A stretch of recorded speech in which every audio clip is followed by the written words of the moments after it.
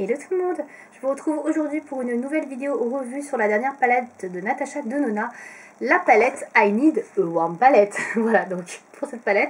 Donc j'ai un petit peu tardé à faire la vidéo parce que je la testais en long, en large et en travers comme vous le savez. Et puis surtout j'avais pas trop eu le temps en fait de filmer la vidéo en facecam, donc voilà, donc je profite pour la faire aujourd'hui. Donc cette palette je l'ai achetée sur le site de Sephora, elle est vendue chez Sephora au prix de 72 €, donc elle est assez chère. Ça a quand même pas mal augmenté je trouve le prix des palettes Natasha Denona là ces derniers temps.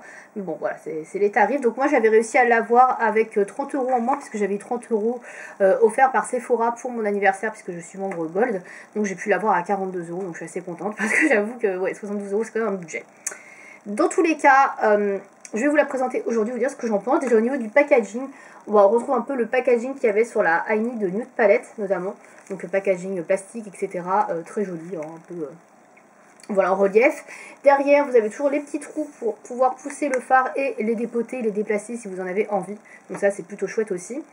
Et donc, je vous présente la palette si vous ne l'avez pas vue encore. Donc, c'est une palette dans les tons nude plutôt et assez chaud. Donc, vous avez quand même des couleurs autour du marron, du bronze, du cuivre. Voilà, on est vraiment sur des tonalités très très chaudes. Donc, si vous aimez les teintes chaudes pour pouvoir vous maquiller et que vous faites du maquillage assez neutre, cette palette pourra tout à fait vous plaire, je pense. Donc je vais vous montrer un maquillage que j'ai réalisé avec aujourd'hui. Donc c'est un maquillage que vous retrouverez sur le blog. Voilà. Donc je vous montre, je sais pas si vous allez bien voir. Je vais vous montrer avec quel fard j'ai fait ce maquillage. Il y en a toute une flopée de maquillage, j'en ai fait pas mal sur le blog pour une fois. Comme j'ai pas eu de nouveautés énormément cette année, donc j'en ai fait pas mal. Donc là c'est un maquillage autour de ce fard là qui s'appelle Dynamism. Qui est celui-ci, voilà.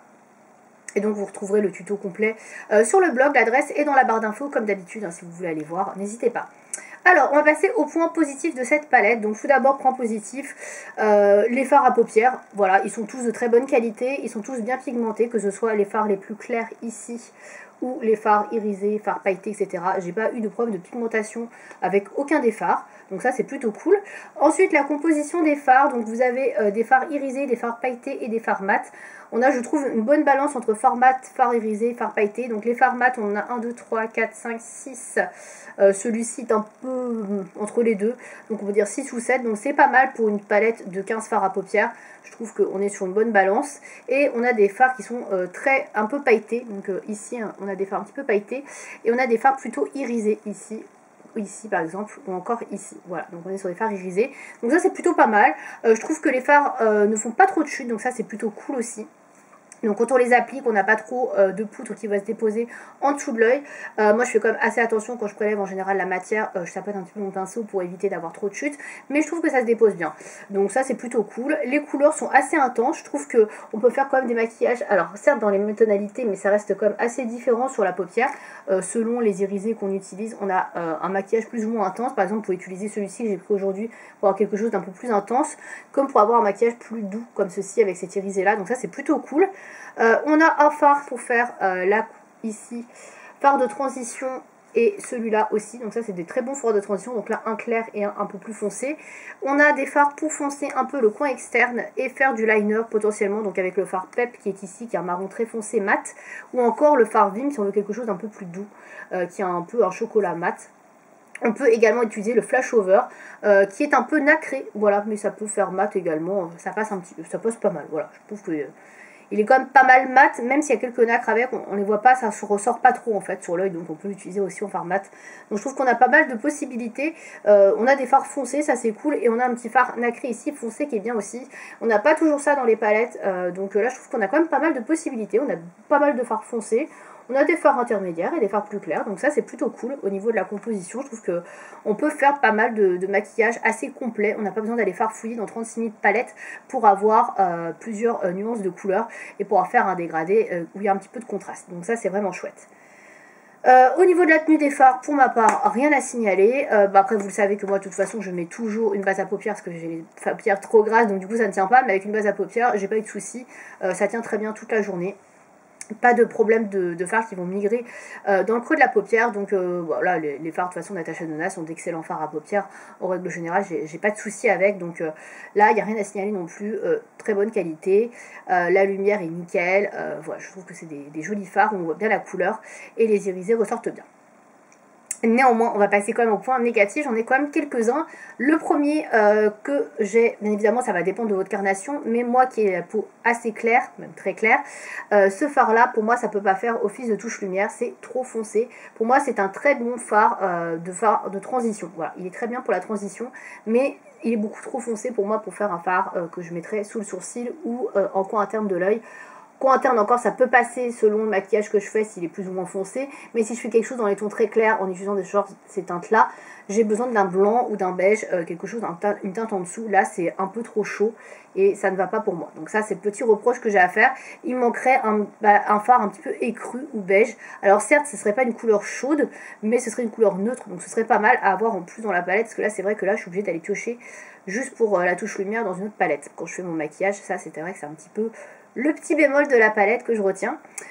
Autre petit bémol aussi que j'ai dans cette palette, c'est pour certains fards qui sont irisés ou un petit peu, je sais pas si vous avez volé celui-ci, qui est un petit peu duochrome, celui-là il fait un peu rosé, doré, c'est Phenomena qui est très très beau. Ce fard là, au pinceau, bof. Il ressort pas très bien, alors que là vous voyez, on voit bien le duochrome au doigt. Et donc celui-ci, il faut plutôt l'appliquer au doigt pour avoir vraiment voilà, toute l'intensité du fard et tout le jeu de lumière qu'on a. Sinon je trouve que au pinceau il n'est pas terrible, il donne pas grand chose, ça se prélève pas très très bien, donc ça c'est peut-être un petit bémol, mais encore c'est pas un gros bémol.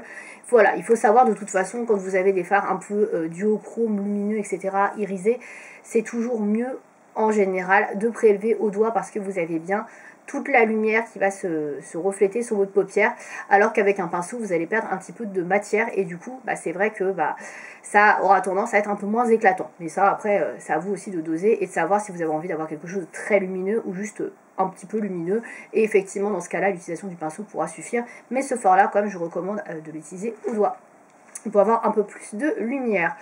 Après j'ai pas grand chose de plus à dire au niveau des points négatifs, peut-être le prix, effectivement c'est une palette qui est assez chère, peut-être la colorimétrie de la palette qui est pas exceptionnelle non plus, des palettes comme ça, des teintes comme ça on en a déjà vu des tonnes. Après c'est vrai que quand on a beaucoup de palettes Natasha Denona comme moi, c'est peut-être pas une palette qui est nécessaire parce que on retrouve des choses qu'il y a dans la palette, je sais plus, la palette Biba, voilà, la grosse palette Biba. Je trouve qu'on a quand même pas mal de teintes qui peuvent se ressembler, notamment toutes les teintes mat, je trouve qu'on les trouve dans la palette Biba, et peut-être ce petit fard là qui est irisé. Après si on va piocher un peu à gauche à droite dans toutes les palettes Natasha Denona, je pense qu'on peut retrouver quasiment toutes les teintes, à part peut-être celui-là, le Phenomena, et encore je suis pas certaine que on le trouve pas. Voilà. Donc c'est pas une harmonie extraordinaire, c'est pas des fards qu'on n'a jamais vu ailleurs, mais ça a le mérite d'être rassemblé dans une palette neutre de ton chaud. Donc voilà, si vous avez envie d'avoir un maquillage neutre de tous les jours, facile à réaliser dans les tons chauds, je pense que c'est la palette à avoir. Voilà, si vous n'avez pas trop de maquillage, etc. C'est une bonne palette. C'est une palette que vous pourrez utiliser rapidement le matin pour faire des petits maquillages neutres, simples, faciles, efficaces. Les fards lumineux sont très bien, il n'y a rien à dire. Après, bien évidemment, la colorimétrie, comme je disais, elle n'est pas exceptionnelle. Et si vous avez déjà beaucoup de palettes de fards à paupières, ce ne sera pas une palette à avoir, je pense. Voilà. Après ça reste mon avis, néanmoins je suis pas du tout déçue, je l'aime beaucoup, j'utilise régulièrement, je la trouve super jolie, etc. Mais après voilà, c'est pas la palette avec la color story de l'année, il n'y a rien de révolutionnaire dans les teintes choisies. Pour moi c'est des teintes on va dire classiques dans la plupart. Évidemment, il y a quelques fards qui sortent un petit peu du lot, mais la plupart, les trois quarts de la palette, c'est comme des teintes classiques. On est sur des fards à paupières, des couleurs assez passe-partout qu'on peut retrouver dans à peu près n'importe quelle marque. Après, bien évidemment, il y a la texture des fards, la qualité des fards, la tenue des fards Natasha Denona qui est quand même un peu au-dessus, je pense, que certaines palettes. Mais voilà, je trouve que ça reste une très bonne palette. Pas comment dire indispensable si vous avez déjà donc beaucoup de maquillage comme moi, mais voilà. Pour moi c'est un bon basique, voilà, c'est un bon basique neutre où vous avez de tout, du irisé, du mat, vous pouvez faire du foncé, du plus clair, donc je trouve qu'elle est quand même pas mal complète. Voilà. Voilà pour ma revue, je pense que j'ai à peu près tout dit, j'ai essayé de synthétiser, de toute façon je pense que vous avez déjà vu des revues et que ma revue intervient peut-être un petit peu tard par rapport aux autres, donc je pense que vous avez déjà votre avis sur la palette. N'hésitez pas à me dire dans les commentaires si vous avez craqué pour cette palette, ce que vous en pensez, si vous trouvez que c'est une bonne palette ou si au contraire vous n'êtes pas hyper enchantée de cette palette, hein, n'hésitez pas aussi à me dire si ça vous parle pas du tout comme genre de palette. Voilà, en tout cas moi je l'aime bien, c'est pas ma palette préférée de Natasha Denona, mais pour moi c'est un bon basique, voilà, de tous les jours qui est agréable à utiliser et qui est efficace, tout simplement. Bien écoutez, je crois que c'est tout pour cette vidéo, donc n'hésitez pas hein, dans les commentaires si vous avez pris cette palette à me faire vos retours, et puis je vous dis à bientôt pour une prochaine vidéo. Merci de m'avoir suivi, salut.